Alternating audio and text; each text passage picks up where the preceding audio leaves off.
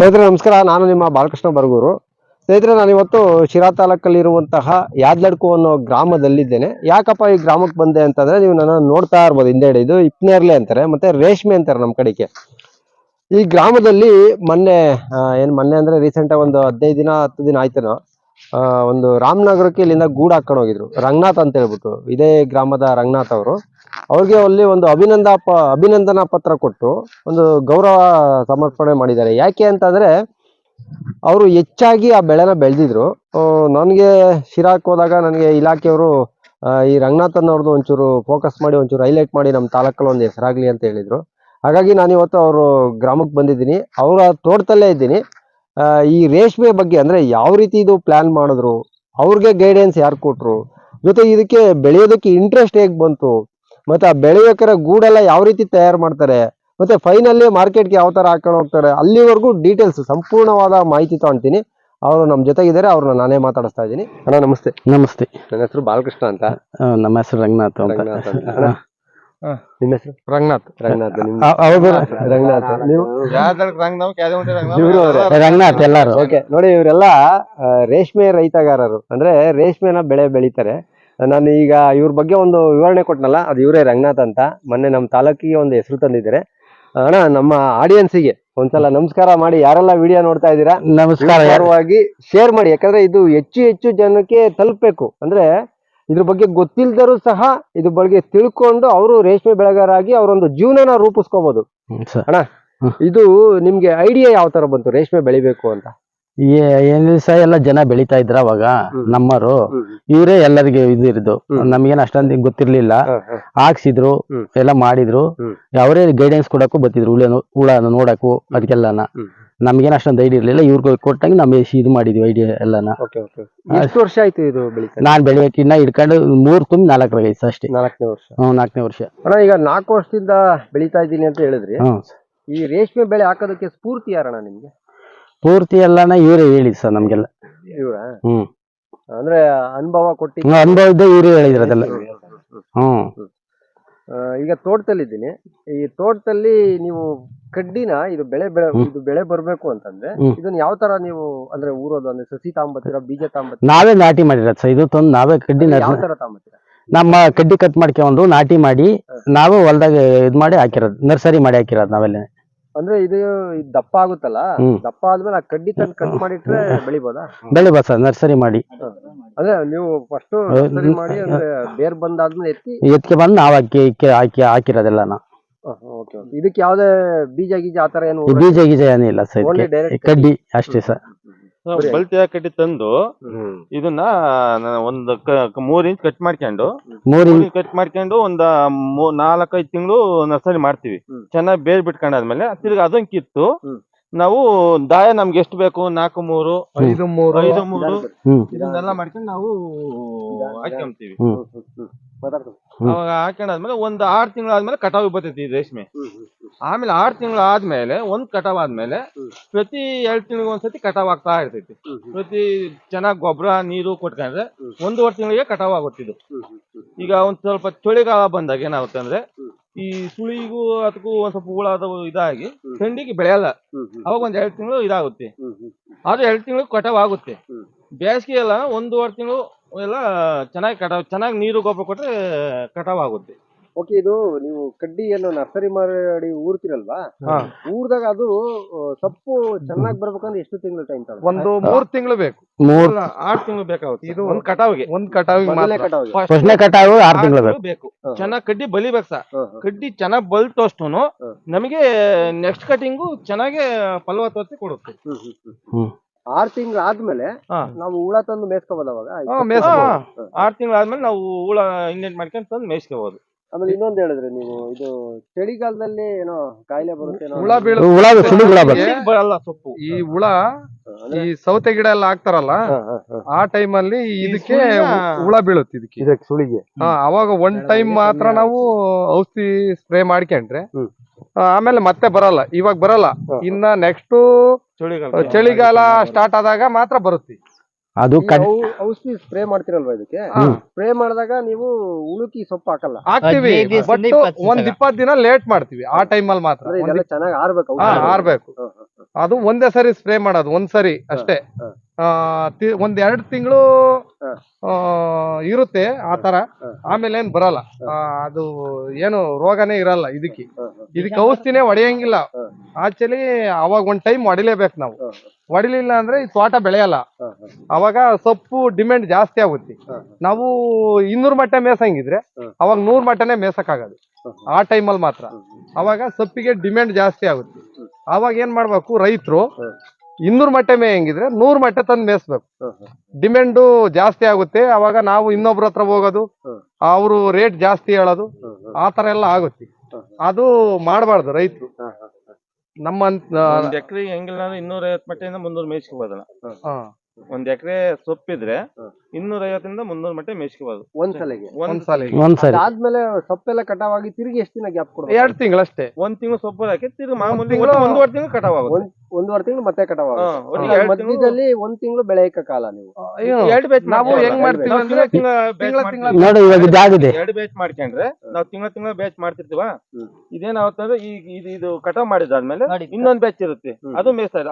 ಅದು ಆಗ್ತಿದಂಗೆ ಇದು ಬಂದಿರ್ತೈತಿ. ನೆಕ್ಸ್ಟ್ ಇವಾಗ ಕಟಿಂಗ್ ಮಾಡ್ತಿದ್ವಾ, ಅದು ಕಟಿಂಗ್ ಈ ಕಡೆ ಬಂದಿದೆಯಲ್ಲ ತೋರಿಸಿ, ಆ ಕಡೆ ಬಂದಿದೆಯಲ್ಲ ಈಗ ಆಲ್ರೆಡಿ ಹುಳ ಬರುತ್ತೆ. ಅದು ಈಗ ಅದಕ್ಕೆ ಹುಳ ತಂದಿದೀವಿ. 3ನೇ ಜರಕ್ಕೆ ಹೋಗಿದೆ ಆಲ್ರೆಡಿ. ಇನ್ನು ಜಸ್ಟ್ 15 ದಿನನೂ ಆಗಿಲ್ಲ ಮಾರ್ಕೆಟ್ ಆಗಿ. ಹಂಗಾಗಿ ಇದು ಬೇಸಿಗೆ ಟೈಮ್ ಅಲ್ಲಿ ಜಾಸ್ತಿ ಬೆಳೆಯಕ್ಕಾಗಲ್ಲ ಹುಳಗಳನ್ನ. ಈ ಬೆಳಿಬಹುದು, ಬಟ್ ಸೆಡ್ ಎಲ್ಲ ಕೂಲ್ ಮಾಡ್ಕೊಂಡು ನೀರ್ ಗೀರೆಲ್ಲ ಬಿಟ್ಕೊಂಡು ಬೆಳಿಬಹುದು. ಈಗ ಬೆಳಿತಾ ಇದ್ದೀವಲ್ಲ, ಒಟ್ಟು ಬೇಸಿಗೆನಲ್ಲಿ ನೀರ್ ಬಿಟ್ಕೊಂಡು ಕೋಲ್ಡ್ ಮಾಡ್ಬೇಕು. ಚಳಿಗಾಲದಾಗೆ ಒಂದ್ ಸ್ವಲ್ಪ ಎಲ್ಲಾನ ಬಂದ್ ಮಾಡ್ಕೊಂಡು ಹೀಟ್ ಮಾಡ್ಕೊಂಡು ಮೇಯಿಸ್ಬೇಕು. ಯಾವ ಟೈಮಲ್ಲಿ ಇದು ಜಾಸ್ತಿ ಬೆಳೆ ಬರುತ್ತೆ? ಈ ಬೇಸಿಗೆ ಟೈಮಲ್ಲೇ ಚೆನ್ನಾಗ್ ಬರೋದು ಬೇಸಿಗೆ ಟೈಮಲ್ಲಿ. ಯಾಕೆಂದ್ರೆ ಈಗ ಮೇವು ಜಾಸ್ತಿ ತಗೊಳಲ್ಲ, ಸೊಪ್ಪು ಜಾಸ್ತಿ ತಗೊಳಲ್ಲ. ಈ ಮಳೆಗಾಲದ ಟೈಮಲ್ಲಿ ಥಂಡಿ ಇರುತ್ತಲ್ಲ, ಅವಾಗ 15 ಮೇವಿಗೆ 12 ಮೇವಿಗೆಲ್ಲ ಹಣ್ಣುಗಳು ಬಂದ್ಬಿಡುತ್ತೆ. ಈ ಥಂಡಿಗಾಲದಾಗ ಏನಾಗುತ್ತೆ, 18 ಮೇವು 20 ಮೇವು ಎಲ್ಲ ಹಾಕಿರೋ ಉದಾಹರಣೆ ಇದೆ ನಮ್ಮೂರಲ್ಲೇ.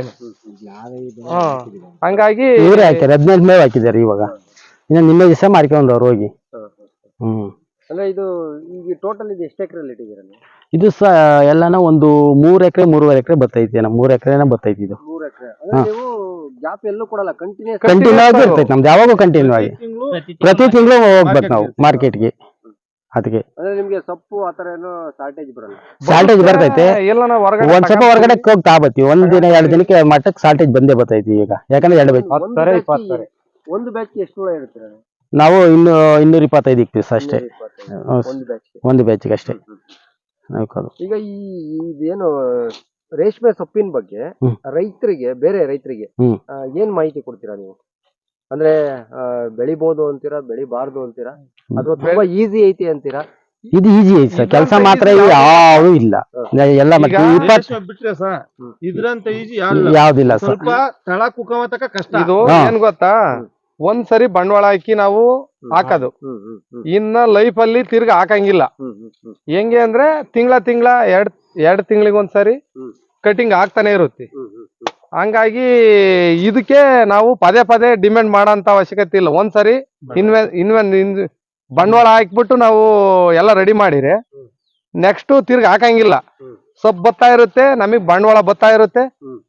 ನಾವು ಯಾವುದೇ ಒಂದು ಗುರಿ ಮುಟ್ಬೇಕಂದ್ರು ಇದರಿಂದಲೇ ನಮ್ಗೆ ಗುರಿ ಮುಟ್ಟಕ್ ಆಗೋದು. ಈಗ ಆಲ್ರೆಡಿ ಇದು ತೋಟ ಈಗ ಆಲ್ರೆಡಿ 3ನೇ ಜರ ಎದ್ದೈತಿ. ರೇಷ್ಮೆಯಿಂದ ನಮ್ಮೂರಲ್ಲಿ ಒಂದು 150ರಿಂದ 200 ಜನ ರೇಷ್ಮೆ ಮೇಯಿಸ್ತಾರೆ ನಿಮ್ಮ ಗ್ರಾಮದಲ್ಲಿ. ಇದರಿಂದಲೇನೆ ಸುಮಾರು ಜನ ಇಂತ ಈ ರೇಷ್ಮೆ ಮೇಯಿಸಿ ಬಹಳಷ್ಟು ಸಾಧನೆ ಮಾಡ್ಯವ್ರಿ. ಈಗ ಇವರೇ ಆಗ್ಲಿ ರಂಗನಾಥ್ ರೇಷ್ಮೆ ಮೇಯ್ಸಕ್ ಸ್ಟಾರ್ಟ್ ಮಾಡಿ ಮೊನ್ನೆ ಒಂದು 10 ಲಕ್ಷ ರೂಪಾಯಿ ಕಾರ್ ತಂದವ್ರಿ. ಈಗ ಮನೆ ಕಟ್ಸಕ್ ರೆಡಿ ಮಾಡವ್ರಿ. ಹಂಗಾಗಿನ ಇವ್ರನ್ನು ನೋಡಿ ಇನ್ನ ಬೇರೆ ರೈತರೆಲ್ಲನ ಕಲ್ತ್ಕೊಂಡ್ರೆ ಬಾರಿ ಒಳ್ಳೇದು. ಆಮೇಲೆ ಇನ್ನೊಂದು ವಿಚಾರ ಕೇಳ್ಪಟ್ಟೆ ನಾನು, ಈ ಇಲಾಖೆಯಿಂದ ಈ ಕಡ್ಡಿ ಹೊರೋದಕ್ಕೆ ನರ್ಸರಿ ಮಾಡೋದಕ್ಕೆಲ್ಲ ಪ್ರೋತ್ಸಾಹ ಕೊಡ್ತಾರೆ. ಅದನ್ನ ಈ ಡಿಪಾರ್ಟ್ಮೆಂಟ್ ನಾಗ ಹೋಗಿ ಅಲ್ಲೆಲ್ಲನ ಅವ್ರನ್ನ ಕರ್ಕೊಂಬಂದು ಹೊಲದಲ್ಲಿ ತೋರಿಸಿ ಎಲ್ಲಾನ ಇದ್ ಮಾಡಿದ್ರೆ ಅದಕ್ಕೆ ಆದಂತ ಡಾಕ್ಯುಮೆಂಟ್ಸ್ ಕೊಡ್ಬೇಕು. ಡ್ರಿಪ್ ಇಂದ ಡ್ರಿಪ್ ಇನ್ ಕೊಡ್ತಾರೆ, ನಾಟಿ ಮಾಡಿರೋದ್ ಕೊಡ್ತಾರೆ, ರೇಷ್ಮೆ ಶೆಡ್ ಇನ್ ಒಳ್ಳೆ ಕೊಡ್ತಾರೆ. ರೇಷ್ಮೆ ಇಲಾಖೆಯಿಂದ ಒಳ್ಳೆ ಅನುಕೂಲನೂ ಐತಿ ಸರ್. ಇಲಾಖೆ ಕಡೆಯಿಂದಲೂ ಒಳ್ಳೆ ಅನುಕೂಲನೂ ಪಡ್ಕೋಬಹುದು. ಅಂದ್ರೆ ಈಗ ನನಗೆ ರೇಷ್ಮೆ ಬಗ್ಗೆ ಗೊತ್ತಿಲ್ಲ ಅಂತ ಇಟ್ಕೊಳ್ಳಿ, ಹೌದು. ಈಗ ನಾನ್ ಬೆಳಿತೀನಿ ಅಂತ ಅಂದ್ರೆ ಹೌದು. ನಾನು ಕೈಯಿಂದ ದುಡ್ಡೇ ಬೀಳಲ್ಲ ಅಂತ ನಿಮ್ಮ ಅಭಿಪ್ರಾಯ? ಇಲ್ಲ, ಬೀಳಲ್ಲ. ಬಿಡಲ್ಲ ಇವಾಗ ಸರ್ಕಾರನೇ ಕೊಡುತ್ತೆ. ಇಲಾಖೆನೆ ಕೊಟ್ಬಿಡುತ್ತೆ. ಇಲಾಖೆಯಲ್ಲಿ ನಾವು ಸ್ವಲ್ಪ ಇಲಾಖೆಯಿಂದ ಹಾಕಿರ್ಬೇಕು. ಬರುತ್ತೆ. ಆಮೇಲೆ ಆ ದುಡ್ಡು ಬರುತ್ತೆ ವಾಪಸ್. ನಾವೊಂದ್ ಸ್ವಲ್ಪ ಆಫೀಸರ್ ಹಿಂಗ ಆಗ್ತಾ ಇರ್ತೀವಿ ಅಂತ ಒಂದ್ ಸ್ವಲ್ಪ ಮುಂಚೆ ಮಾಹಿತಿ ಕೊಟ್ರೆ ಅವ್ರು ಬಂದೆಲ್ಲ ನಾವು ಅವ್ರ ರೆಕಾರ್ಡ್ ರೆಡಿ ಮಾಡ್ಕೊಂಡು ಇದು ಮಾಡ್ತಾರೆ. ಈಗ ಇದರಿಂದನ ಸುಮಾರು ಜನ ಈಗ ಅನುಕೂಲ ಈಗ ಪಡ್ಕೊಂಡ. ಸಣ್ಣ ರೈತರಿಗೂ ಸಮೇತ ಅವರೇ ಡ್ರಿಪ್ ತಿರ್ಗಾ ಫಿಲ್ಟರ್ ಅವರೇ ಕೊಡ್ತಾ ಇದ್ದಾರೆ. ಸುಮ್ನೆ ಪಾಣಿ, ಆಧಾರ್ ಕಾರ್ಡ್, ಸ್ವಲ್ಪ ಡಾಕ್ಯುಮೆಂಟ್ಸ್ ಕೊಟ್ರೆ ಅವ್ರಿಗೆ ಕಮ್ಮಿ ಜಮೀನು ಇರೋರಿಗೆ, ಒಂದ್ ಎಕರೆ ಒಳಗಿರೋರಿಗೆ ಅವರೇ ಡೈರೆಕ್ಟ್ ಆಗಿ ಡ್ರಿಪ್ ಕೊಡ್ತಾ ಇದ್ದಾರೆ. ಆಯ್ತು, ಇನ್ನೊಂದು ಪ್ರಶ್ನೆ ಈಗ ರೈತರಲ್ಲಿ ಮೂಡ್ಬೋದು, ಏನಪ್ಪಾ ಅಂತಂದ್ರೆ ಈಗ ನನ್ಗೆ ಒಂದ್ 2 ಎಕರೆ ಜಮೀನ್ ಐತೆ. 2 ಎಕರೆ ಜಮೀನಲ್ಲಿ ಈಗ ನನಗೆ ಶೆಡ್ ಇಲ್ಲ ನನ್ನ ಹತ್ರ, ಸೊಪ್ಪು ಮಾತ್ರ ಬೆಳಿತಾ ಇದ್ದೀನಿ. ಆ ಸೊಪ್ಪಿ ಮಾರ್ಬಿಟ್ಟು ದುಡ್ಡು ಮಾಡ್ಬೋದಾ ನಾವು? ಖಂಡಿತ ಮಾಡ್ಬೋದು, ಖಂಡಿತವಾಗ್ಲೂ ಮಾಡ್ಬೋದು. ಈಗ ನಾವೇನೆ ಈಗ ಈಗ ಈಗ ಇವ 2 ತಿಂಗಳಿಂದ ಫುಲ್ ಡಿಮ್ಯಾಂಡ್ ಐತಿ. ಡಿಮ್ಯಾಂಡ್ ಇದ್ದೇ ಇರುತ್ತೆ ಅಲ್ಲ ಹೇಳಿದ್ದು, ಈಗ ಫುಲ್ 1200 ರೂಪಾಯಿ 1000 ರೂಪಾಯಿ ವರೆ. ಈಗ ಬೇಡ, ಕನಿಷ್ಠ ಪಕ್ಷ 600 ರೂಪಾಯಿ 500 ರೂಪಾಯಿ ಮಿನಿಮಮ್ ಸೊಪ್ಪಿನ ದುಡ್ಡು ಅವ್ರದ್ದು ಎಲ್ಲೂ ಆಗಲ್ಲ.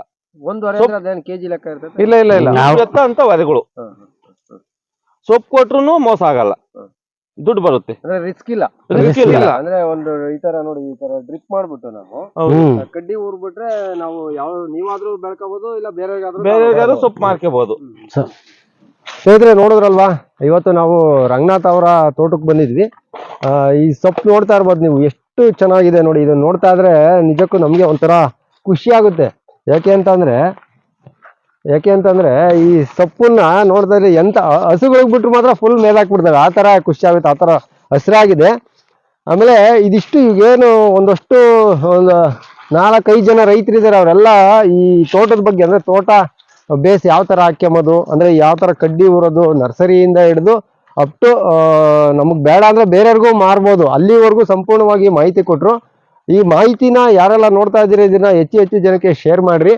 ಆಮೇಲೆ ಇನ್ನೊಂದಿದೆ, ಇದು ಶೆಡ್ ಹತ್ರ ಹೋಗ್ತಾ ಇದೀವಿ. ಈಗ ಆ ಶೆಡ್ ಅಲ್ಲಿ ಯಾವ ರೀತಿ ಹುಳ ತರ್ತಾರೆ, ಯಾವ ರೀತಿ ಬೆಳಿತಾರೆ ಅದನ್ನ ಗೂಡನ್ನ, ರೇಷ್ಮೆ ಗೂಡನ್ನ, ಅದ್ರ ಬಗ್ಗೆ ಸಂಪೂರ್ಣವಾಗಿ ನಾನು ಮಾಹಿತಿ ಕೊಡ್ತಾ ಇದ್ದೀನಿ. ಇದನ್ನ ಸ್ಕಿಪ್ ಮಾಡದೆ ಈ ವಿಡಿಯೋನ ನೋಡ್ತಾ ಇರಿ. ನೋಡಿ, ತೋಟ ತೋರಿಸ್ತಾ ಇದ್ದೀನಿ. ತೋಟನು ತುಂಬಾ ಅದ್ಭುತವಾಗಿ ಬಂದಿದೆ. ಇನ್ನು ರೈತರಿಗೆ ಏನೇನು ಮಾಹಿತಿ ಬೇಕು ಅಂತ ಕಾಮೆಂಟ್ ಮಾಡಿದ್ರೆ ನಾವು ಇದ್ರ ಬಗ್ಗೆ ಇನ್ನೂ ಒಂದಷ್ಟು ಮಾಹಿತಿಗಳನ್ನ ನಾವು ತಿಳ್ಕೊಂಡು ನಿಮ್ಮೊಂದಿಗೆ ಹಂಚುತ್ತೀವಿ. ಈಗ ಶೆಡ್ ಹತ್ರ ಹೋಗೋಣ. ಶೆಡ್ ಹತ್ರ ಹೋದ್ಮೇಲೆ ಮಿಕ್ಕಿದ ಉಳಿದ ಬಗ್ಗೆ ಮಾತಾಡೋಣ.